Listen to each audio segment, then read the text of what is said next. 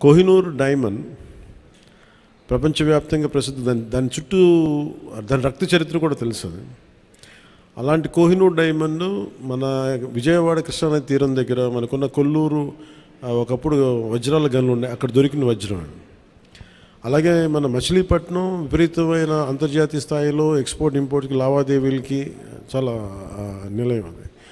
so అలాంటి చోట జరిగే కదా ఇక్కడ జరిగిన ఈ కోహినూర్ వజ్రం వెళ్ళి ఫైనల్గా కులీ కుతుబ్ షా నుంచి మొఘల్ ఎంపరర్ దాకా వెళ్ళి మొఘల్స్ పాలనలో దట్టు ప్రత్యేకించి ఒక నియంతగా ఉన్న సొంత తమ్ముడిని కూడా సొంత అన్నయ్యని కూడా చంపి దారా సిక్కుని చంపేసిన ఔరంగజేబ్, తండ్రిని ఖైదులో పెట్టించిన ఔరంగజేబ్, అలాగే హిందువుగా బతకాలి అంటే పన్ను కట్టాల్సిన సమయం, అలాంటి పరిస్థితుల్లో తీసుకొచ్చి దేవాలయాలు కూల్చేసిన ఔరంగజేబ్, అలాంటి